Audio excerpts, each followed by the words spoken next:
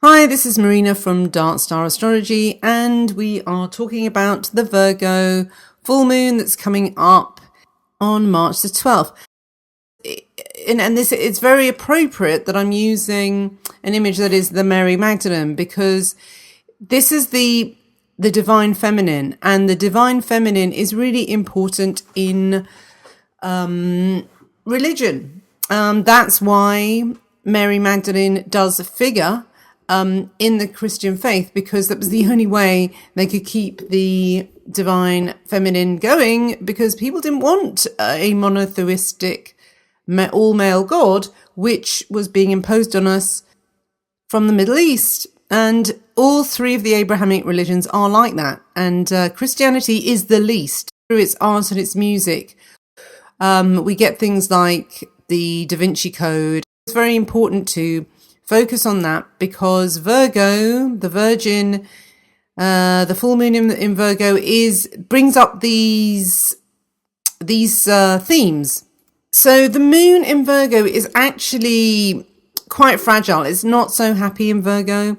And some other commentators, other astrologers say that it is prone to illness. And one thing that has been apparent with everybody, so many people have been ill. I know this is, it's Christmas. It is the flu season in the Northern Hemisphere, and that is why. But I think the reason that we've had such autoimmune problems is now there are no boundaries with the internet. It's all encompassing, and there's no escape from the news. And I think the reason that people have been pretty much sick, everyone that I know anyway, over this hibernation time, because we haven't been allowed to rest. There has been so much angst in the collective, what with the whole inauguration and all the violence and attacks on people and social media for speaking out and being called, and then being labeled as fake news. It's just put a lot of stress on people who really should actually would have been better off just switching off Facebook, switch off the computer, and just sleep for 2 months. But we can't do that. And we have to carry on working. And yeah, I got ill myself. I'm coming out of it now. But what I think the main thing, and this is a very sort of Virgo-y trait as well, is having to withdraw from influenza, the cold that you get, and what your body tries to do when an invader comes into your system is flush the buggers out. So Virgo also has the Persephone theme as well, and this full moon also is quincunx, Uranus and Eris, which has brought up all the themes of being abducted into the underworld by your own need to save. But this rescuing and this pathological altruism of the West, and it is not everybody, obviously. There are people that are very selfish and mean and materialistic as well. But most people, and it's usually the poorest people as well. That's what's so amazing. It's usually just the average person who doesn't really have that much extra that gives. So this is with the Virgo full moon, this is the archetypical nurse, and it does make an amazing healer. But we are reminded, if we don't look after ourselves first, how, you're just going to burn out in your caring role very quickly if you neglect yourself. Now, the dark side of this position is the amount of resentment that does come out when its charity and dutiful nurturing is not reciprocated. The so-called patient may not have asked for the medicine at all, and in frustration is apt to throw it all back in the Virgo full moon's face. So at this time, we could even get loved ones hooked onto our support. I mean, this can be unconsciously as well. And the worst way we can do this is through actual drugs. And that includes, feeding someone with sugary foods and plying them with wine.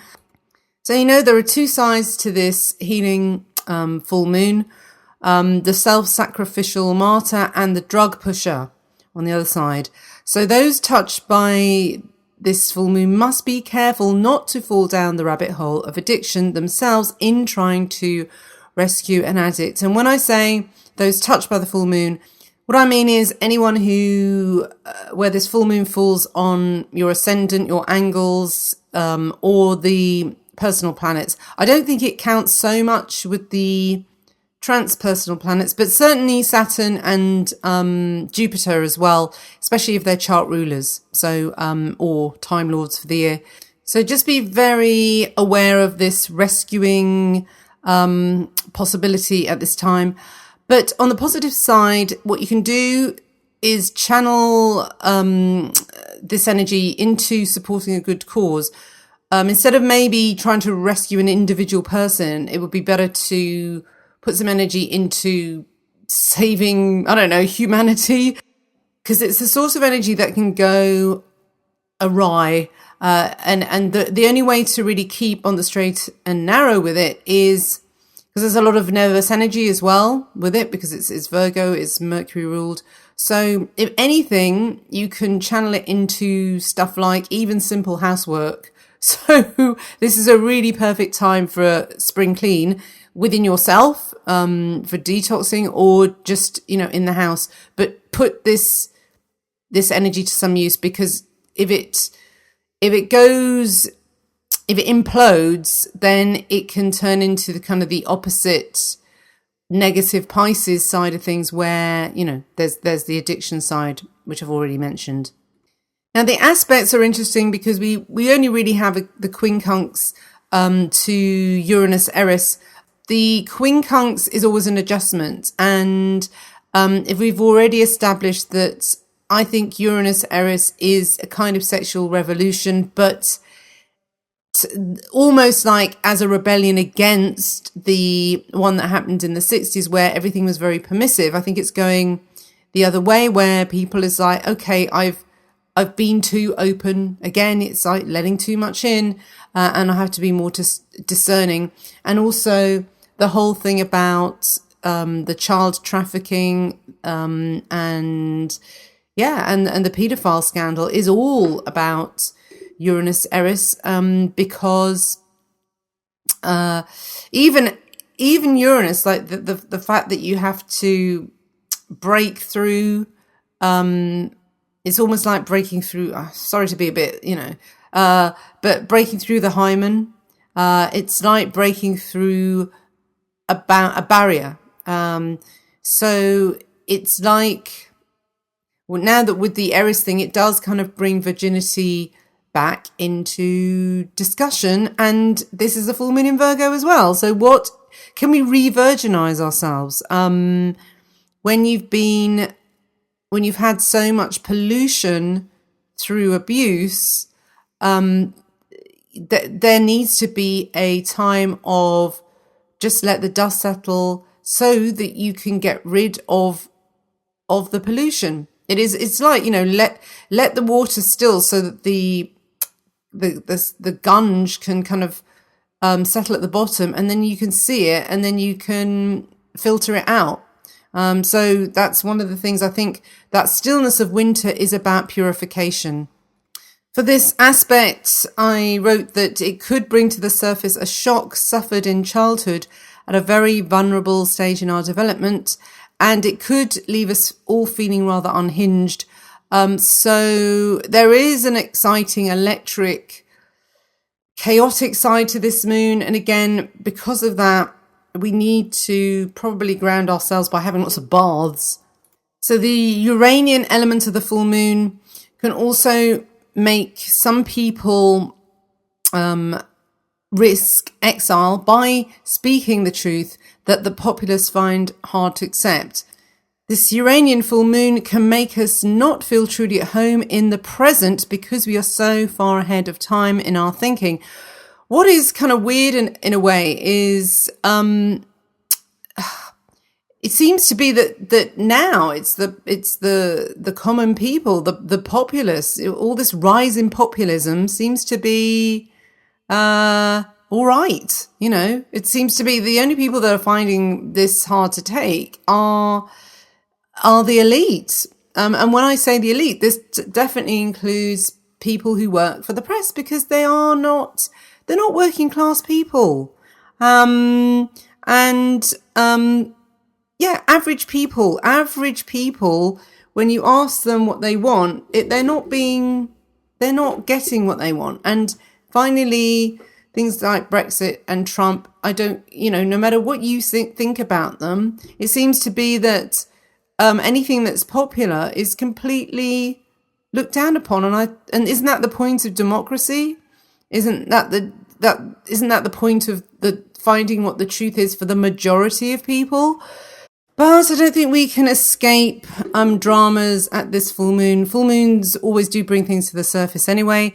And with the fixed star Alkes, when I was looking up an image for the Virgo full moon, it was just perfect to find Mary Magdalene with the Holy Grail, and then you've got the Holy Grail as the fixed star Alkes as well. So the meaning of the star is a little bit strange, because on one side they say it's kind, generous, cheerful, receptive, passionate and hospitable nature, but then it also brings volatility and unexpected dramas as well. It's kind of mixed because of the artistic, musical and psychic ability. So again, it's got that Neptunian creativity is wonderful on one side, but it usually comes from a period of suffering. The volatile artistic nature is good on one hand because it's really creative, but on the other hand, it causes trouble in your kind of love life as well. So the path of the Bohemian is never smooth. Now, the aspect pattern for this moon is really interesting as well, because it's something that I called, I named it the rack, because to me it just looked like an instrument of torture. The rack would symbolize an event that speeds up soul evolution in that it stretches you to the very limits of your tolerance. Painful at the time, but afterwards you are thankful that you can now metaphorically reach higher than you ever could. It's also, I think the rack is also like when a chiropractor does that awful neck move that releases blockages in the vertebra. So I think that's what's also going on at this full moon. It is a healing time, but it's not in the moment of the adjustment, which is what the quincunx is. It always makes you brace a little bit. But if you want to read more about the rack, go to the link below for the website, because I've written about everything in a lot more detail. But for the YouTube, I just want to do a bit more freestyle and just put my own kind of what's bothering me at the moment into it. So really with this one, the rack does link the full moon again with the ongoing Jupiter opposite Uranus as well. And that means that at this full moon, we do have the opportunity for personal enlightenment and awakening. And it also promises to set us free from the bondage of imprisoning mindsets. This information technology, as I said before, because of the 24/7 nature of it, it can enslave, but it can also liberate, depending how much we allow ourselves to be distracted from our goals.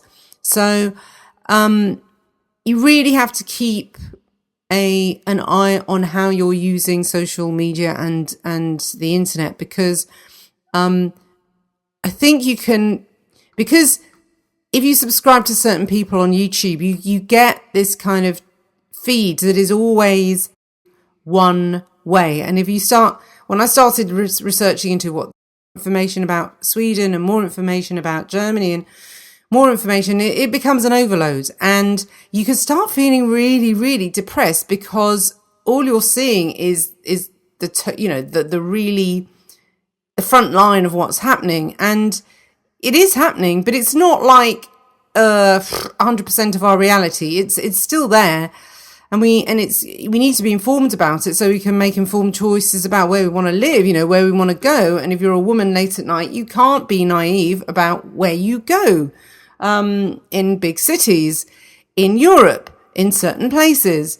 So, you have to be sensible.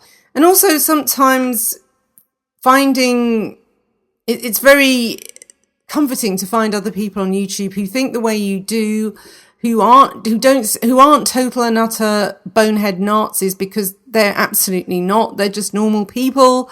And it's very heartening to find people who I used to listen to years ago who were talking about the dark Cupid, about all this side of things with the divine feminine and how that's been abused, and now finding that they are making it relevant to what's going on in the world at a 3D level, because it is happening on a 3D level, and it is happening to our children, and as women we have to protect them.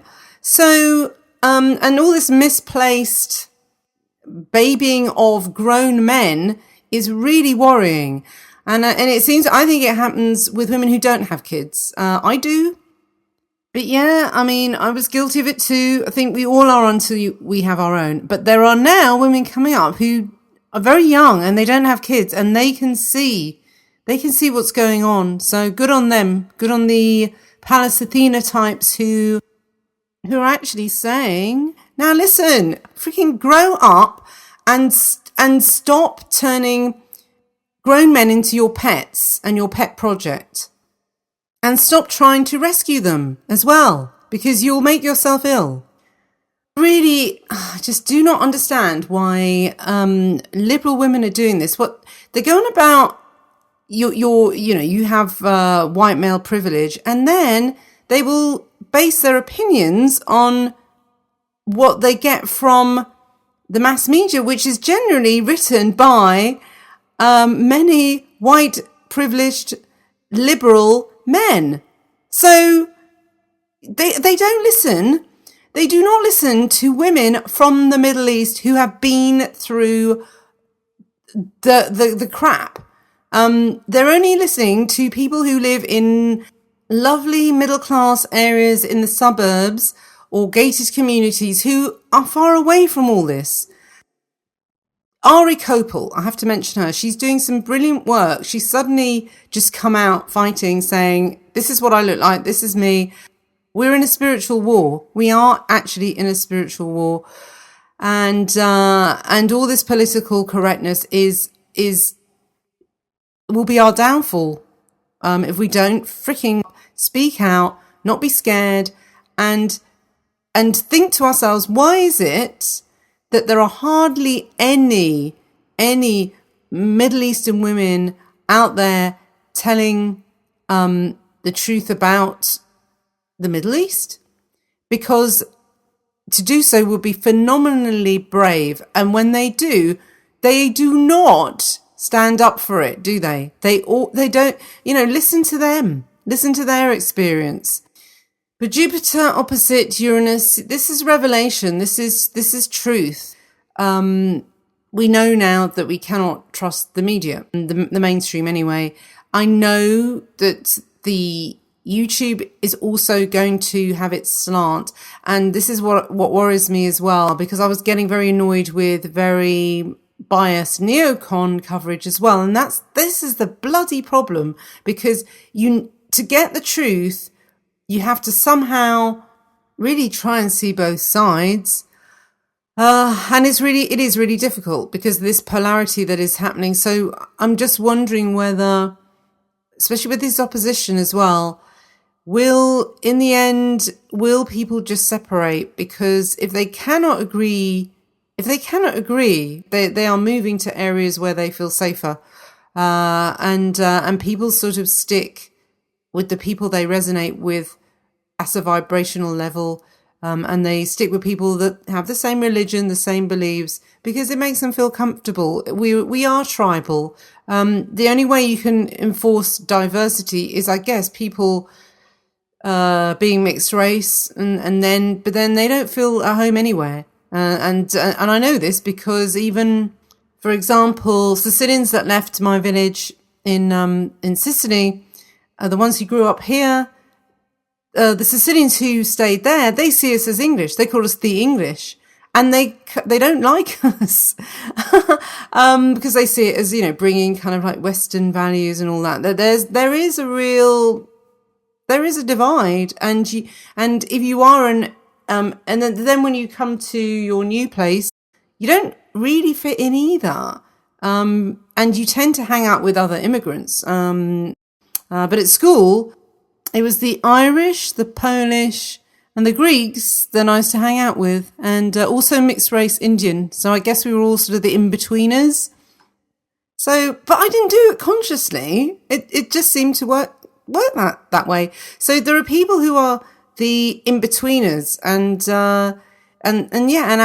outsiders, and maybe we are the sort of balancers as well, who sit on the fence, the Gemini lot, because otherwise somebody needs to do the quincunx action, and that's what the quincunx is. It's the adjustment.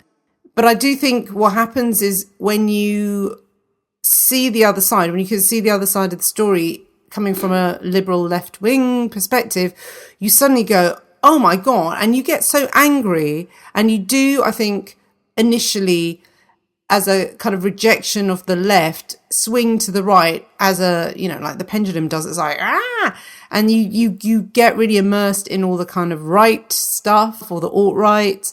You get really immersed in that because you've been in the left for so long, that it's so refreshing it's like a teenager again. Then you start rebelling and saying like, winding people up just for the hell of it. But it's very quincunx, it's very Uranus, it's very this moon. But then you swing back to the middle, and that, you've seen the other video that I made about finding that center again. And I found that center again. Oh, it's such a relief to find out you're not mad. And that I think a lot of people have gone through this kind of swinging, and to find other women who, because it's coming from the women, because at the end of the day, we are the ones who are going to suffer the most if monotheistic religions are allowed to take over again. Because we just got rid of that with the whole witch burning that happened in the Middle Ages. And if we're not careful, it will come back. And this is why I keep going on about it. The Stockholm Syndrome has got to stop, because we have to survive, basically. The witches have to survive this time, and the divine feminine coming into balance with the divine masculine. So it does us no good to keep beating down men who can sense that something is coming, that they need to, because they'll be the ones on the front line. In the end of the day, they'll be the ones who have to do the fighting if it comes to any of that. Let's just hope it doesn't. They're like the dogs who start barking. The dogs have started barking, and now the sort of the Viking warrior queen women have started to get their swords out as well, and the divine feminine has been awoken again. So we have to defend her. We have to defend the Virgin and the Holy Grail. All right then. All the best. Bye bye.